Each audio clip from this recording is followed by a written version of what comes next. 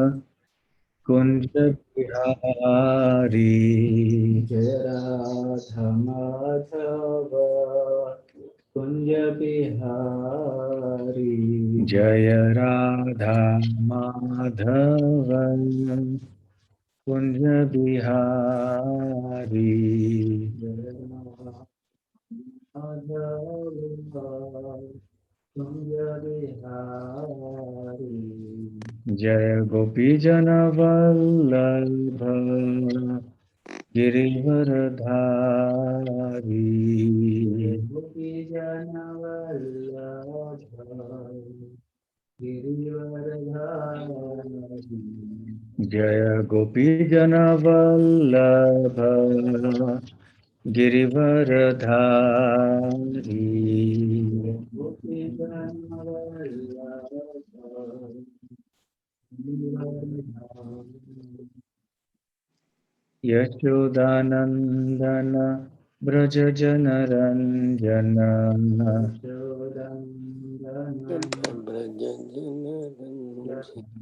यशोदानंदन ब्रज जन रंजन।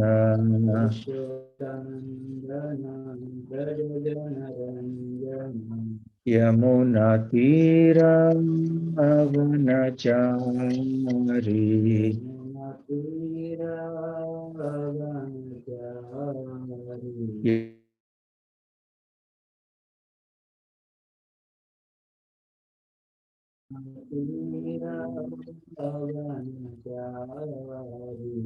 जय राधा माधव कुंज बिहारी।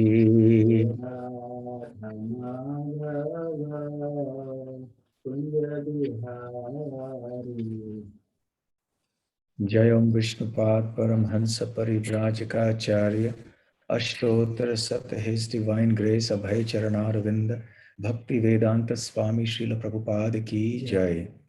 अनंत कोटि वैष्णव वृंद की जय। श्री श्री राधा श्याम सुंदर ललिता विशाखा की जय। श्री श्री कृष्ण बलराम की जय। श्री श्री गौर निताय की जय। श्री पंच तत्व की जय। निताय गौर प्रेमानंदे। All glories to the assembled devotees. All glories to the assembled devotees. All glories to the assembled devotees. All glories, all glories, all glories to Sri Guru and Gauranga.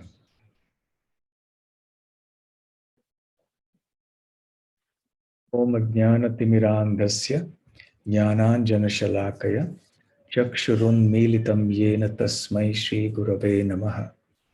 Shri Chaitanya Manobhishtam Sthapitam Yena Bhutale Swayam Rupa Kadamahyam Dadati Swapadantikam Vandeham Shri Guru Shri Yutapadakamalam Shri Gurun Vaishnavamscha Shri Rupam Sagrajatam Sahagana Raghunathanvitam Tam Sajivam Sadvaitam Savadutam Parijana Sahitam Krishna Chaitanya Devam Shri Radha Krishna Padam Sahagana Lalita Shri Vishakhanvitamscha Nama Om Vishnu Padaya Krishna Presthaya Bhutale Srimate Bhakti Vedanta Swamin Nitinamine Namaste Sarasvate Deve Gauravani Pracharine Nirvishesha Shunyavadi Paschatya Deshatarine Vancha Kalpatarubhyascha Kripa Sindhubhya Evacha Patitanam Pavanebhyo Vaishnavebhyo Namo Namaha. Jai Shri Krishna Chaitanya Prabhu Nityananda Shri Advaita Gadadhar Shri Vas Adi Gaur Bhakta Vrinda Hare Krishna Krishna Krishna Hare Hare Hare Rama Rama Rama Hare Hare. Hare Krishna. I'm very happy to be back with all of you living in and around Ottawa in Canada. Lakshmi Moni Mataji has always been kind upon me to engage me in some of the other service of giving a class here or there. So at her request, I'm once again with you. And this time I have also the good fortune of seeing His Grace Guru Prasad Prabhu, uh, who met me in Vrindavan many years ago, but unfortunately my Kali Yuga memory failed me and I was not able to recall, but he was kind enough to remind me. So I'm happy to have his association and also to be with all of you today. There are other devotees who are also joining on other platforms like Facebook and some others, I'm not sure. So today, Lakshmi Moni Mataji asked me to speak on and the glories of Gadadhar Pandit because his disappearance day anniversary was just a few days ago. I don't know when you observed it in Canada, in Ottawa, but here we had it on Friday. And in some parts of India, it was Saturday. So, in any case, because Gadadhar Pandit is such an important personality for us, it is important for us as devotees of ISKCON, as followers of Srila Prabhupada and Sri Chaitanya Mahaprabhu, to hear about Gadadhar Pandit. Now, specifically as followers of Chaitanya Mahaprabhu, it is all the more important, and we'll see why. In the Chaitanya Charitamrita, in the beginning, Srila Krishnadas Kaviraj Goswami tells us that the Supreme Lord Sri Krishna has manifested himself in a form of 5 forms that we call the Pancha Tattva. Tattva means the truths, and Pancha means 5 in Sanskrit. So he says that Krishna has advented himself in 5 forms, and he speaks a particular verse, which is part of the invocation prayers that devotees generally chant. The Mangalacharana prayers, it's part of that. Panchatattvatmakam rupam Krishnam bhakta rupa svarupakam bhaktavataram bhaktakyam namami bhakta shaktikam. So Pancha Tattva Atmakam Krishnam. So Krishna, the Supreme Personality of Godhead, has appeared in 5 forms which are non-different from him. The word Atmakam indicates identity with oneself. So these 5 forms of Panchatattva are to be considered non-different from him. Now, these 5 elements are non-different than Krishna, but in different ways. So, difference or non-difference has to be understood in a nuanced way. When we say something is the same as somebody, as something else, and another thing may be the same as that thing, but in a different way, right? For example, Sandesh. Sandesh is a sweet that may be the same as jalebi or gulab jamun because both are sweets. So in that sense, they are the same because they are sweet. But if you look at it from the point of view of the composition of the ingredients, then they are different. There are different ingredients that make up the gulab jamun or the jalebi and the sandesh and so on. So then we should understand this word Atmakam or the oneness, that Krishna is one with those 5 forms in ways that I will just explain in a few moments. So what are these 5 forms? The Panchatattva. And Panchatattva are very important because when we go to Mayapur, you will see those 5 huge, large deities, magnificent deities of the Panchatattva. So the first is Bhakta Rupa. Rupa means the form, which means that Krishna has assumed the form of his devotee, Bhakta, and that refers to Chaitanya Mahaprabhu. Now, when I say that Krishna has assumed the form of a devotee, one should not take that to mean that it is a temporary thing or it is a false thing, because I may assume the form of a king in a dramatic performance, right? So I am only temporarily the king. I'm a make-believe king, yes. But when we speak of Krishna manifesting himself as Chaitanya Mahaprabhu, it is an eternal identity. Krishna is always Chaitanya Mahaprabhu, or rather, Mahaprabhu is always Krishna. It is just that there is a difference in their mood because Mahaprabhu has appeared in the mood and with the complexion of Srimati Radharani, and he exists in this way eternally.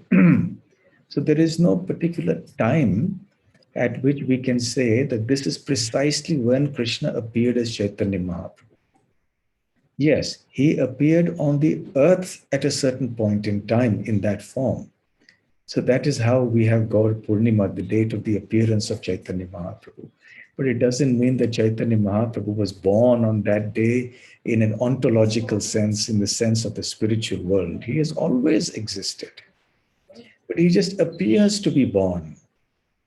He goes through the motions of appearing through a mother and a father and so on, just like Krishna does when he appears in Braj. So Bhakta Rupa refers to Chaitanya Mahaprabhu, who is Krishna in the form of his devotee. The next is Swarupakam. Swarupakam means one who is his first expansion, who is non-different from him. And that refers to Nityananda Prabhu, who is none other than Balaram. And third is Bhaktavataram, that is Bhakta Avataram. Avatar means the incarnation of a devotee, and that is Advaita Acharya. We will not discuss all these personalities now because the topic is Gadadhar Pandit, but I'm just mentioning it to put Gadadhar Pandit's position in proper context. And then we have Bhaktakhyam. Akhya means said to be. So Bhakta, so then there is the Bhaktakhyam. Bhakta here refers to Srivas Thakur. So he is also an important part of the Panchatattva. He was a Grihastha, as was Advaita Acharya. Nityananda Prabhu was an Avadhut, a kind of a renounced transcendentalist, but who behaved in ways that was sometimes cause of confusion for others. And then finally, there is Bhakta Shaktikam. Shaktikam refers to the energy of Krishna. And this refers to Gadadhar Pandit. Now, the first three personalities of the Panchatattva, that is Chaitanya Mahaprabhu, Nityananda Prabhu, and Advaita Acharya, they are Vishnu Tattva, which means they are in the category of full Godhead. So they are directly God. They are Prabhu, which means the Lord, in this case, or the Master. But as Kaviraj Goswami has explained, of these three, two are Prabhus, Advaita Acharya and Nityananda Prabhu, because they are also the Supreme Lord. But Chaitanya Mahaprabhu is Mahaprabhu. He is the great Prabhu, because he is the origin of all of them. It is from him that the others expand.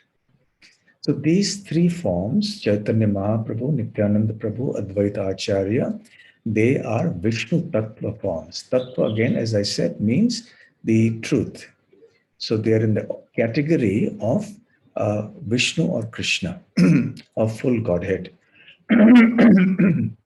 Bhaktakhyam, the Bhakta or Srivas Thakur, he is considered an incarnation of Narad Muni, who is a jiva, a spirit soul. So we call him Jiva Tattva, the principle or the truth of the individual living entity, who is a tiny part and parcel of the Supreme Personality of Godhead. And finally, we have Bhakta Shaktikam, the energy of Krishna, referring to Gadadhar Pandit. And Gadadhar Pandit is considered, according to the Gaura Ganodesha Deepika, as well as the Chaitanya Charitamrita and all Gaudiya Vaishnava texts, as the incarnation of none other than Srimati Radharani, who is the original energy of Krishna. Krishna can be said to have many energies, infinite energies. So in one sense, it is not incorrect to say that Krishna has infinite energies. However, actually speaking, he has one energy. which is his internal energy. And that internal energy then manifests in innumerable ways to perform innumerable different functions. And according to the kind of functions those energies perform, they are named differently. So they exhibit different characteristics or different features. Otherwise, in one sense, all these energies are one and the same.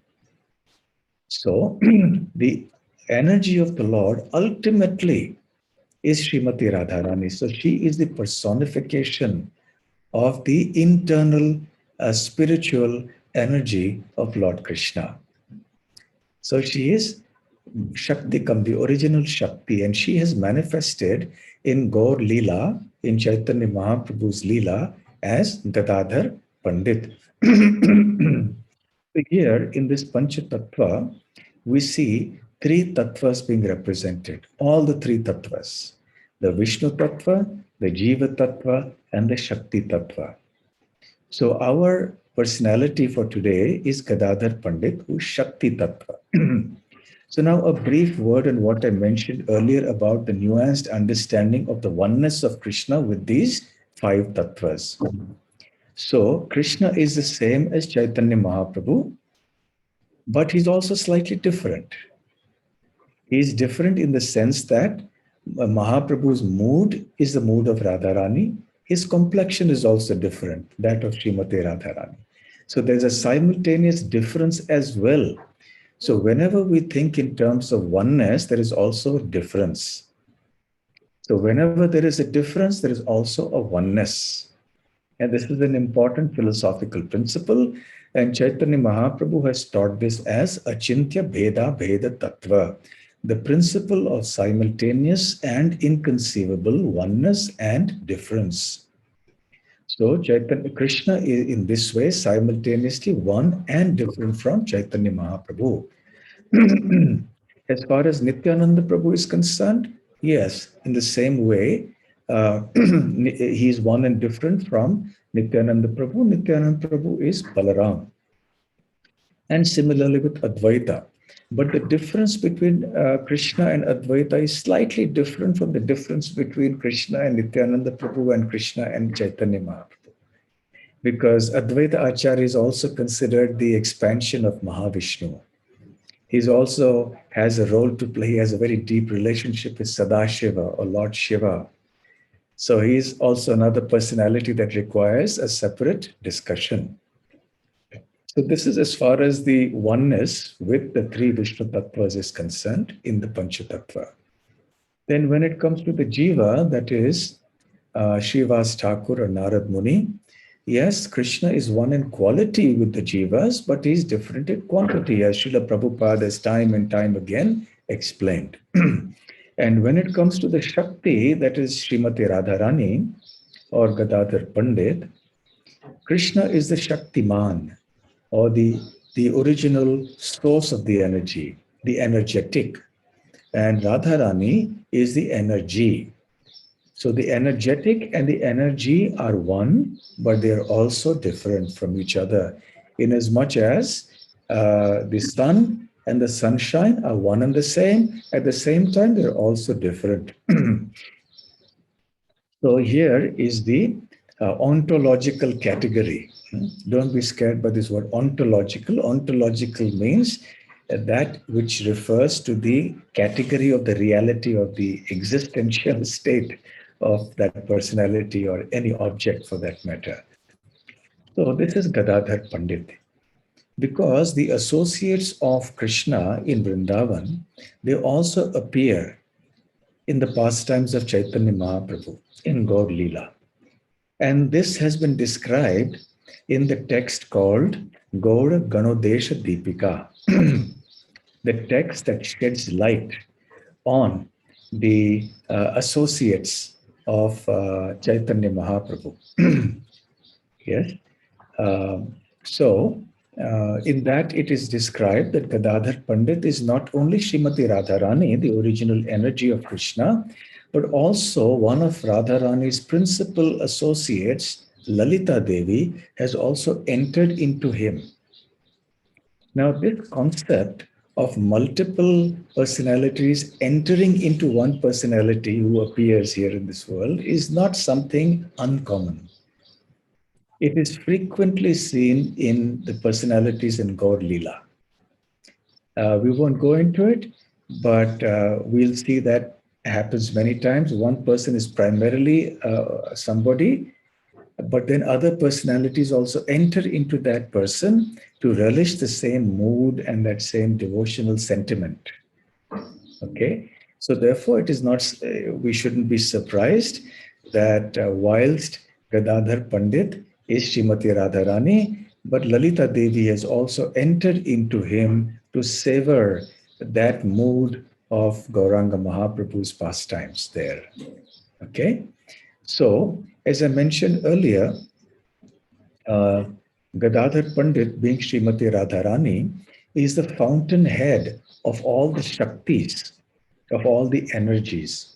Inasmuch as Krishna, the supreme energetic, is the fountainhead of all the personalities of Godhead, of all the other energetic personalities, like Balaram and then Sankarshan, Vasudev, Pradyumna, Aniruddha, all the Narayan forms, Mahavishnu, etc. All those forms ultimately come from Krishna. So Krishna is the fountainhead of all the Vishnu Tattva forms, of all the forms of the supreme energetic. So similarly, Srimati Radharani, the supreme energy of Krishna, is the fountainhead or the origin of all the energies of Krishna. These energies of Krishna often manifest as consorts of the energetic personalities.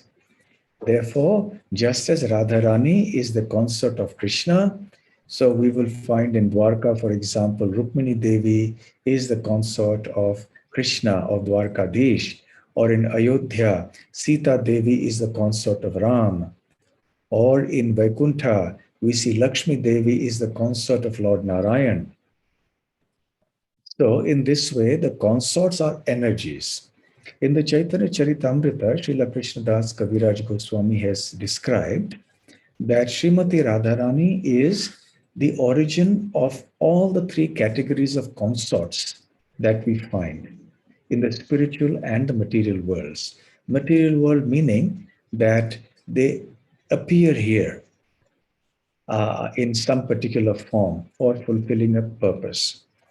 So, specifically, she is the origin of all the gopis in Braj.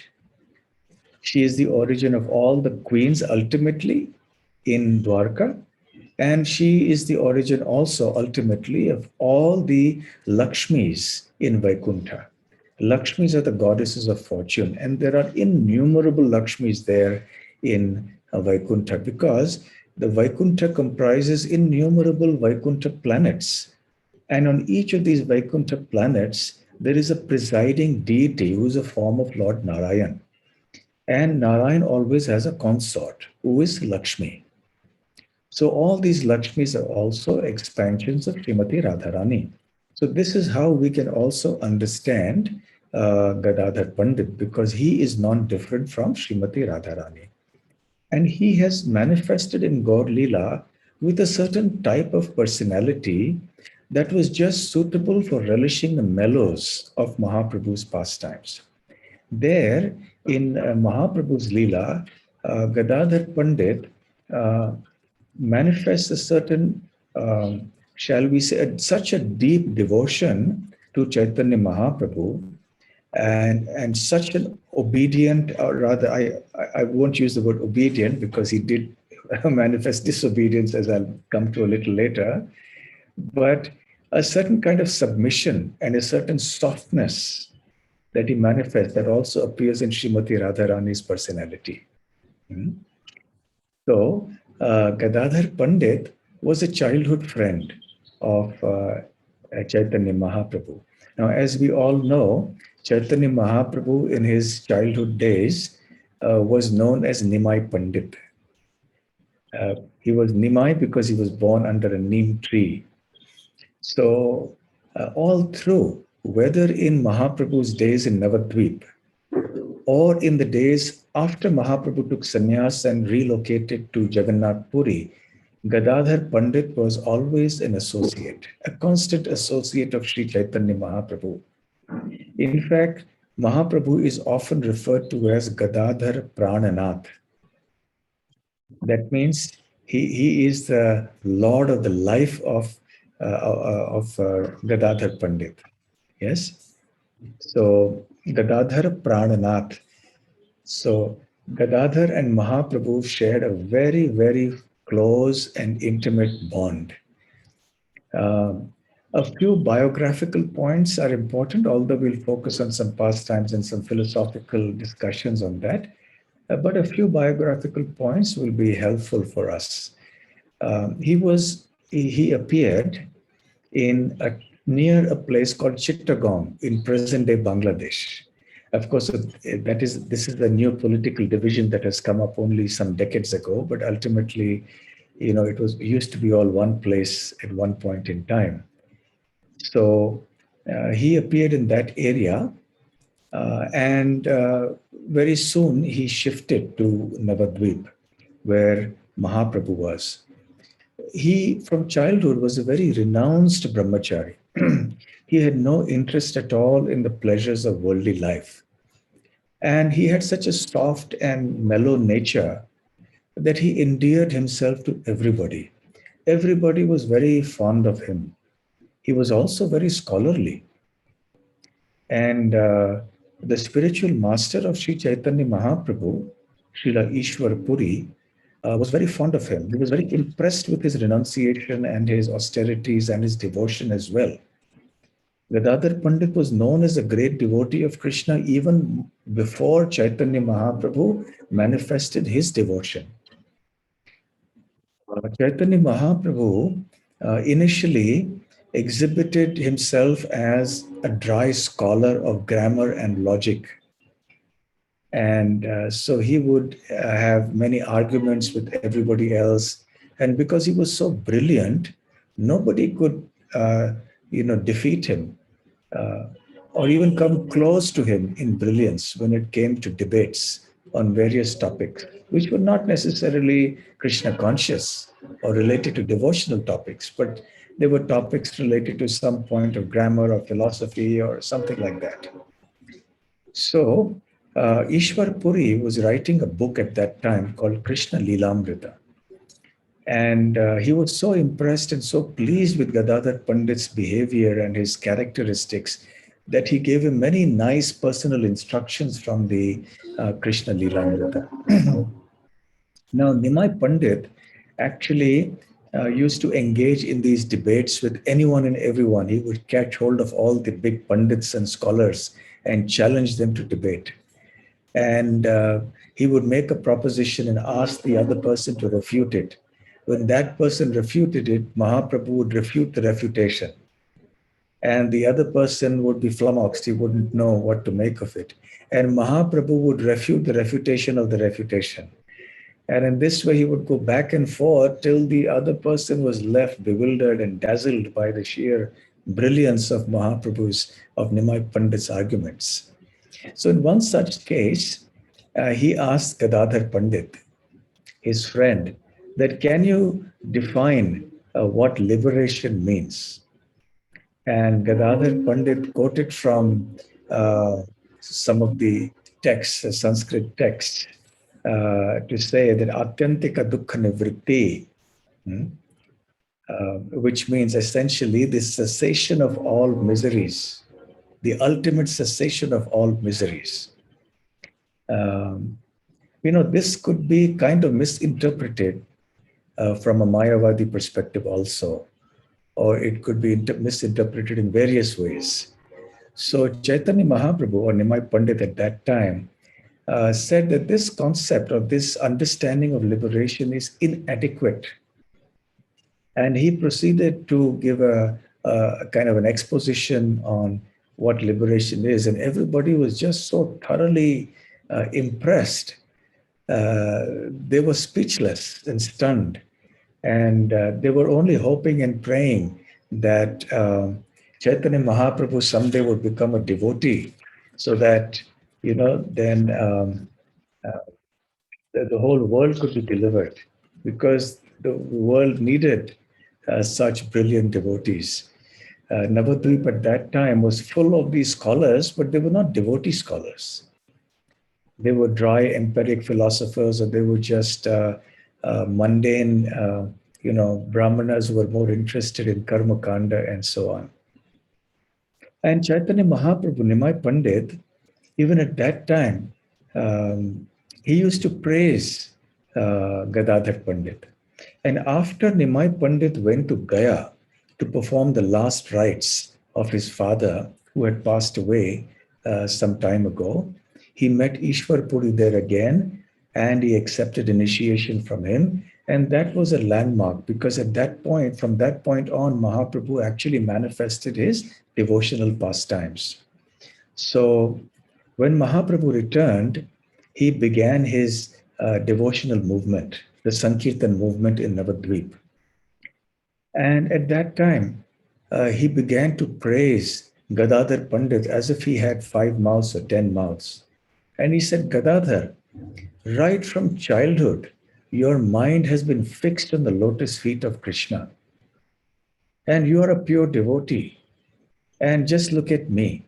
I wasted so many years of my life in the pursuit of dry scholarship, studying logic and grammar and metaphors and all of these things.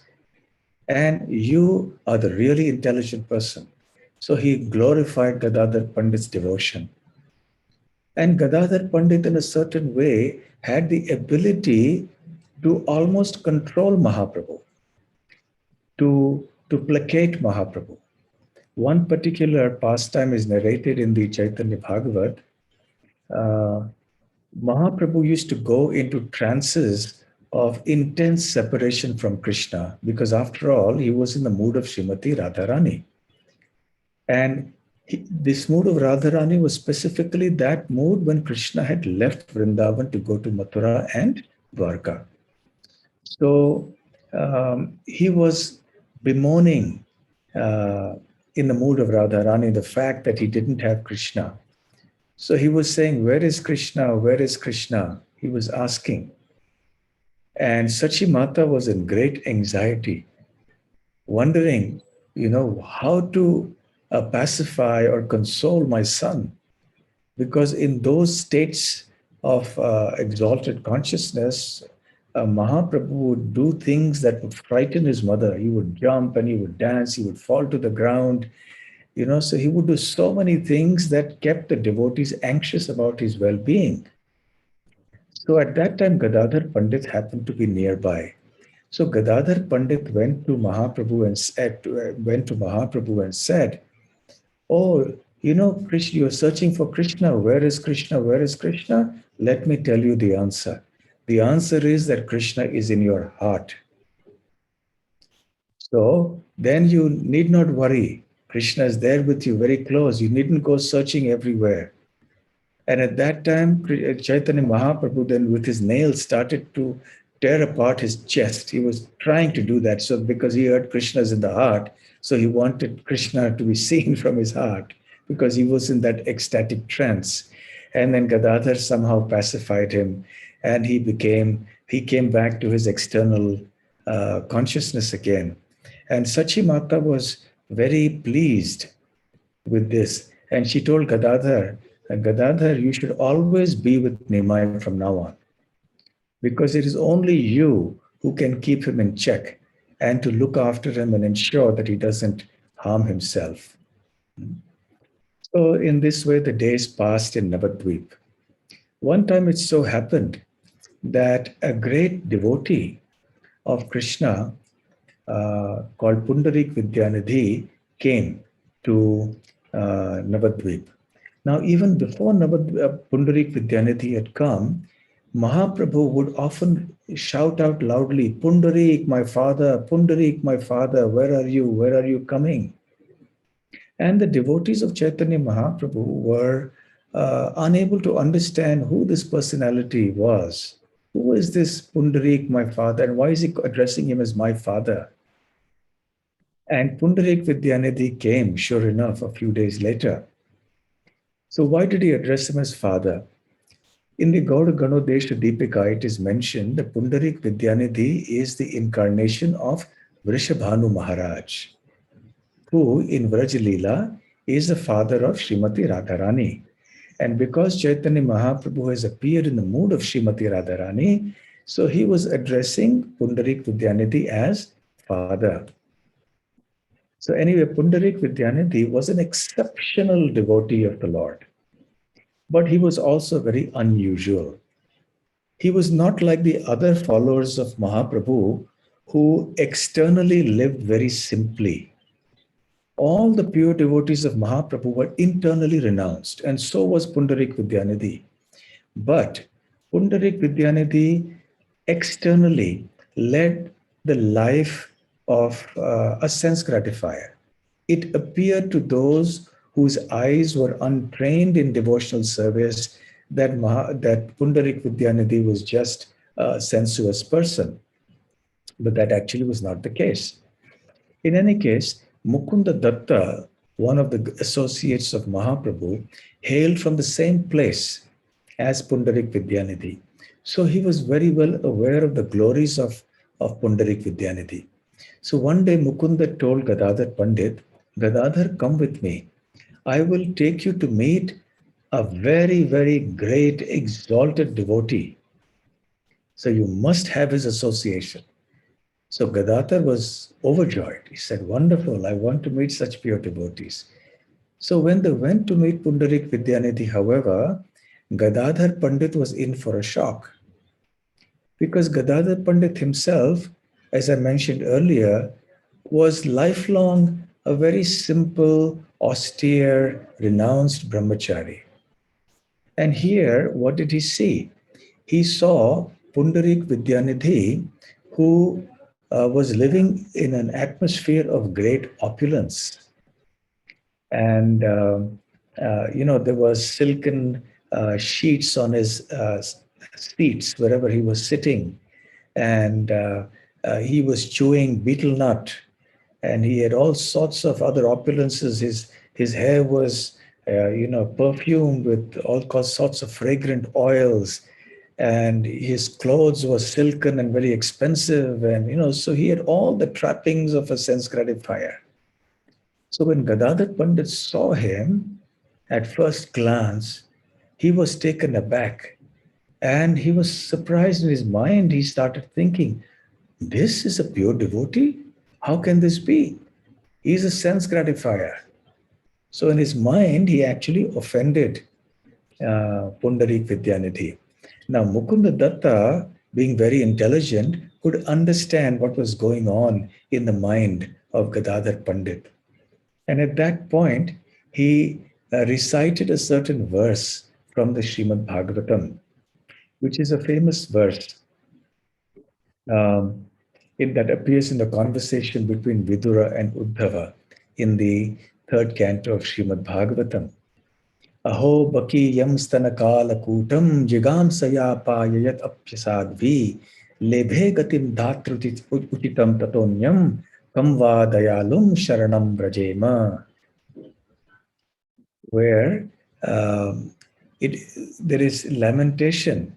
What is the lamentation of Uddhava? That where will one get such a merciful personality or a master as Krishna? Krishna was so merciful that even though Putana had come to him with an intention to kill him, but because she came in the guise of a mother, Krishna accepted that aspect of motherhood.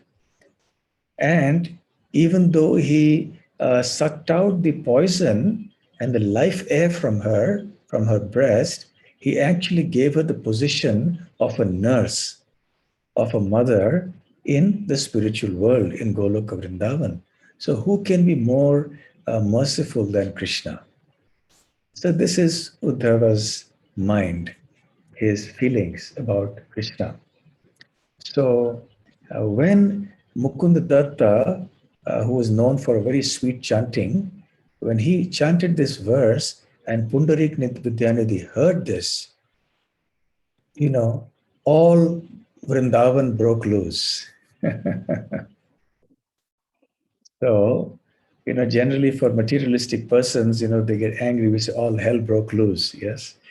So here we can say all Vrindavan broke loose because Pundarik Vidyanidhi spontaneously started exhibiting such symptoms of devotional ecstasy that Gadadhar Pandit was just completely rendered speechless and struck with wonder. Pundarik Vidyanidhi fell off the floor, he tore his clothes, his hair was disheveled, and he was just muttering incoherently. Tears were flowing from his eyes, his body was trembling, etc. And Gadadhar Pandit was just watching, awestruck. And then he understood what an offense he had made, even though it was mental, towards Pundarik Vidyanidhi. And sometime later, at the instruction of Chaitanya Mahaprabhu, he took initiation from Pundarik Vidyanidhi, because Mahaprabhu said that is the way you can get rid of the offense that you have committed at the lotus feet of Pundarik Vidyanidhi. So, and also remember that Pundarik Vidya and Gadadhar Pandit is also Radharani. Chaitanya Mahaprabhu is in the mood of Radharani. So both of them have a special relationship with Pundarik Vidyanidhi, who is Vrishabhanu Maharaj. So then Gadadhar Pandit accepted Diksha or initiation from Pundarik Vidyanidhi.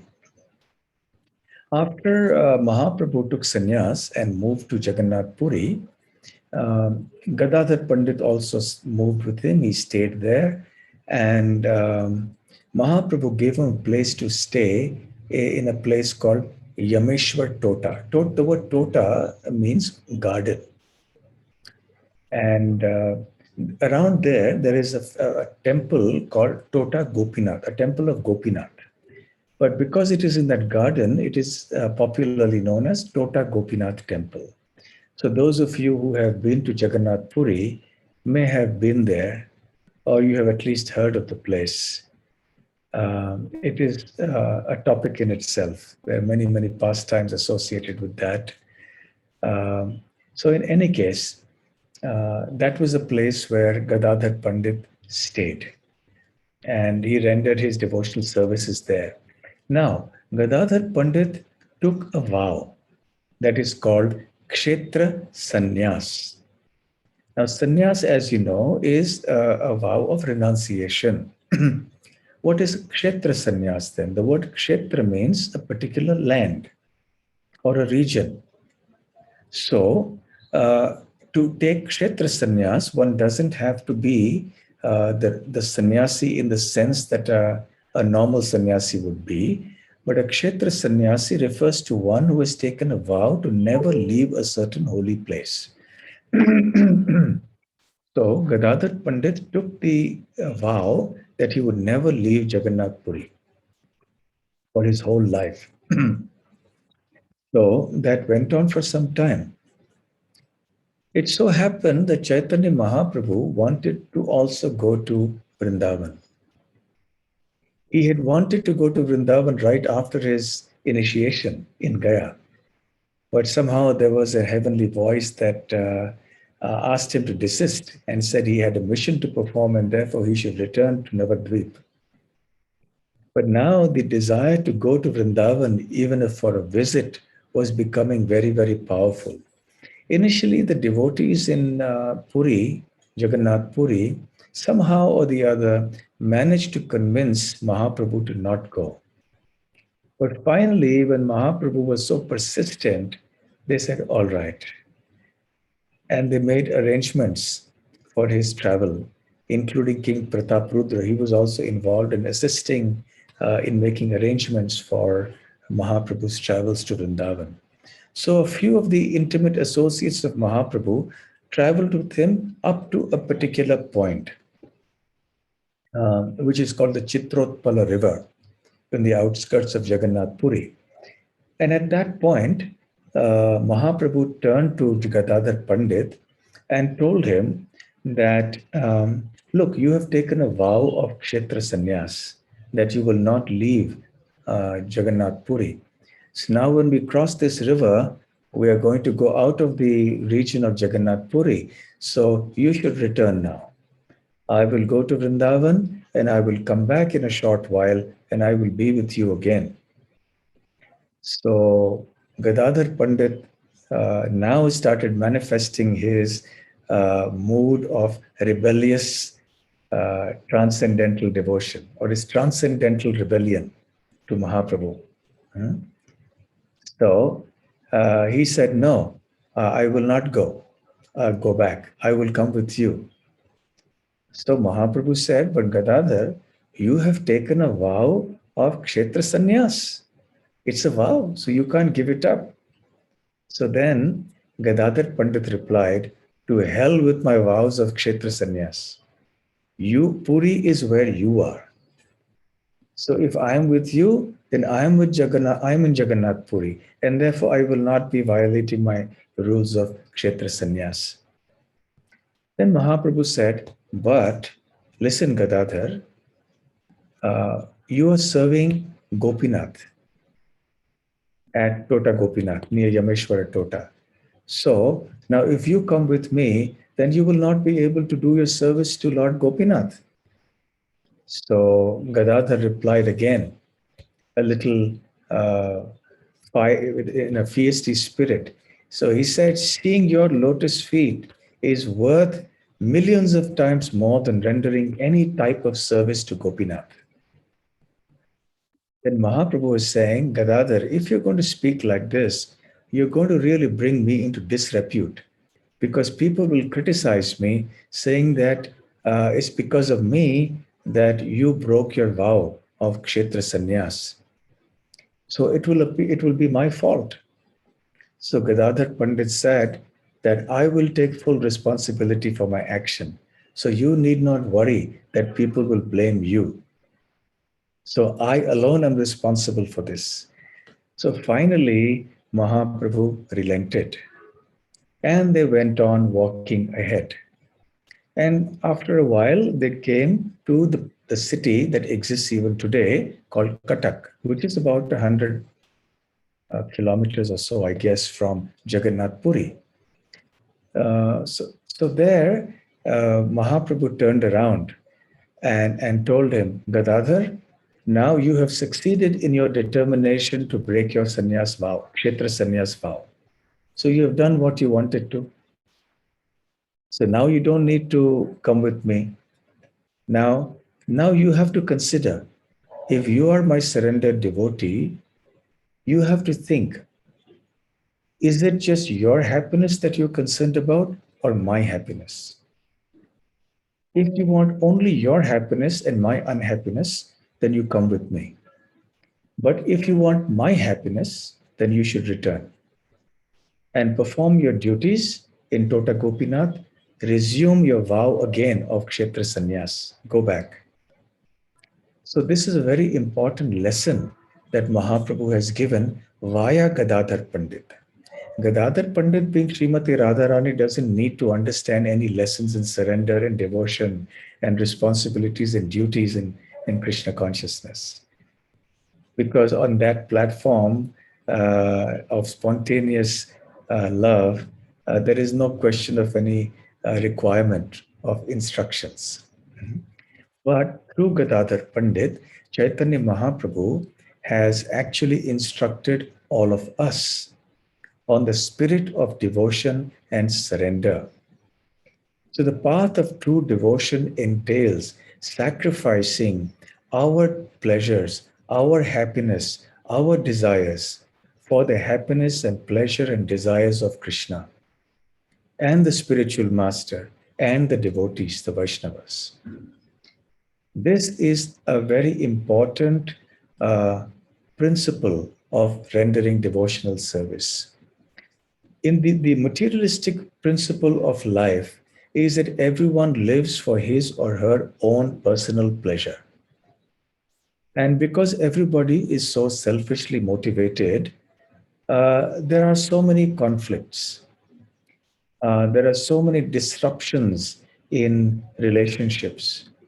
Dysfunctionality in relationships happens because of the peculiar nature of human beings, centered around selfishness and lack of proper understanding of the service mood.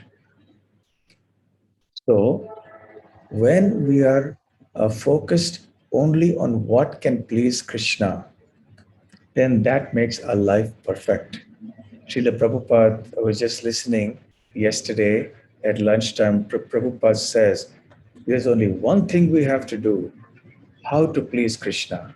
Is Krishna happy or not? That's the only thing a devotee has to be concerned about. Hmm? And then, of course, Krishna will automatically look after the devotee. Krishna has promised on numerous occasions that he will protect his devotee. So the devotee doesn't care about his or her, security and such things. But the devotee is only concerned with how Krishna can be pleased. Samsiddhir Haritoshanam. See, this Toshanam means to satisfy.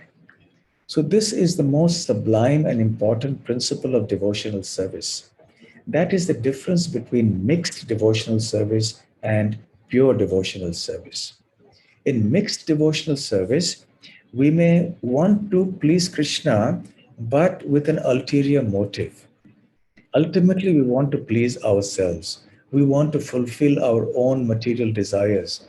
And therefore, we try to please Krishna.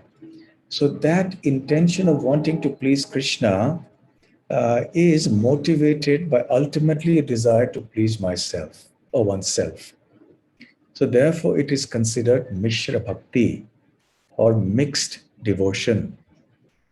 However, the principle of pure devotion means that one is not concerned about any selfish motivation, to the degree that a devotee doesn't even seek liberation. A devotee does not even seek going to the spiritual world.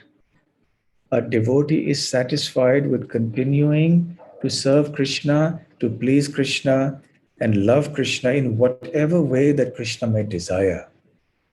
So, if Krishna may desire that we should continue to be in the material world for many, many more lives, the devotee says, so be it. Even though it will mean having to experience many problems in the material world. But the devotee is ready. This is the meaning of surrender and devotion. So, this is the instruction that Mahaprabhu gave to all of us through Gadadhar Pandit. Ultimately, Gadadhar Pandit, with great reluctance, agreed, but he collapsed there on the ground, unconscious, because he could not bear the thought of being in separation physically from Sri Chaitanya Mahaprabhu. And then Chaitanya Mahaprabhu told Sarvabhauma Bhattacharya, please take care of him, escort him back to Jagannath Puri and take care of him. So from that point on, all those associates of Mahaprabhu who had accompanied him from Puri, they went back to Jagannath Puri, and Mahaprabhu went ahead towards Vrindavan with his one associate, with the one servant who had been allotted to him by the devotees. So in this way, we see the kind of mood that Gadadhar Pandit had. It is an exceptional mood, a unique mood. And for us, Gadadhar Pandit is very special. Therefore, we see the name Gaur Gadadhar. Yes? Gaur refers to Gauranga Mahaprabhu and Gadadhar refers to Gadadhar Pandit. So an important name or a set of deities for us is Gaur Gadadhar. So we are glorifying Gadadhar Pandit, even though his Disappearance Day anniversary is over a day or two ago. But nevertheless, the personality of Gadadhar Pandit is very, very inspirational for us. His example, his mood of devotion, his surrender, etc. So we can pray at the lotus feet of Srila Gadadhar Pandit that he may kindly grant us pure devotion at the lotus feet of Sri Chaitanya Mahaprabhu and also Sri Radha Shyam Sundar and Sri Vrindavan Dham. So I'll stop here. We almost come to the end of the 1 hour. So Guru Prasad Prabhu, I haven't crossed the time limit. I'm here. And I think we have 2 or 3 minutes for any questions or comments if anybody has any. Hare Krishna devotees, anyone has anything to ask about Gadadhar Pandit with Maharaj? Hare Krishna. My obeisances, all goes to Srila Prabhupada. Hare Krishna. My Mandala Ram Prabhu. Okay. My obeisances to you also, Maharaj. Thank you so much for coming and sharing with us from Krishna Gita. Just one quick question. That you gave a Sanskrit verse, it's like Aho Bhakti Swayam. I think it was referring to Putana and her. You mentioned that she attained like liberation in Goloka Vrindavan as a nurse, and was it that she attained to Goloka Vrindavan, or did she just receive a certain type of liberation from Krishna? Srila Prabhupada does mention that Putana's liberation wasn't just an ordinary type of liberation. Well, there are different types of liberation. There is the Mayavadi type of liberation in which one wants to merge into the impersonal Brahman. And that happens often with demoniac or demons who have been killed by the Supreme Lord. So that may happen to them. There are also other types of liberation that devotees of the Lord may attain, whereby they attain to the Vaikuntha planets. And their devotion is focused basically on Lord Narayan, the four-armed form. So their mood of devotion is imbued with awe and veneration or reverence. So they get that kind of liberation. And there are 4 types of that, where you get the same kind of opulence, you get the same type of form, you live on the same planet, or you live in the very close proximity to the Lord. So that's the second type of liberation. The third type of liberation is where you actually attain to Goloka Vrindavan. Now, there could be other more relatively minor types of liberation within the material world, in the sense getting liberated from sinful reactions and so on, but we're not talking about that. So where did Putana go? What kind of liberation did she get? She definitely did not get the first 2 kinds of liberations that I mentioned. But did she attain to Goloka Vrindavan? Yes, she attained to Goloka Vrindavan, but Jiva Goswami, I believe, if I remember right, in one comment says it's an extension of Goloka Vrindavan, in which she had that mood. She became a nurse. She had the same mood of being like a mother, because a nurse is also like a mother, where she had the Vatsalya Bhav, or the motherly love for Krishna. Okay, does that answer your question, Mandala Ram Prabhu? Yes, that's perfect. Thank you. Thank you so much for clearing that up for me. Hare Krishna. Anyone else? Okay, thank you, Maharaj. Actually, explaining about Gaur Gadadhar, I have seen the deities, some temples in around Mayapur, and I used to wonder about, because normally we see Nitai Gaur most of the places, and in some places in I think Gaur Gadadhar, I think even in Janma, what is that, Mahaprabhu's appearance, that 3 neem trees there, you know, what it's called? Yes. That location, also there's a temple of Yes. So that explains, yeah. So it's very interesting to see. Of course, it's natural to have Gaur and Gadadhar together. The way Nitai and Gaur being together, so we can understand that. So thank you for clarifying that. And also your explanation on Panchatattva is very, very nice in the beginning. Thank you. It together very nicely for us. So wonderful. So thank you so very much for being with us. And I'm sure Lakshmini Prabhu will arrange more presentation with you for us in the months to come. Okay. Thank you very much, Guru Prasad Prabhu, and thank you to all the devotees who are there from Ottawa, Canada. Thank you very much. Thank you again, Maharaj. See you soon Ki sometime. Jai. Gaur Premanande. Hari Hari Bol. Hari Bol. Hare Krishna. Hare Hare Krishna. Hare Krishna.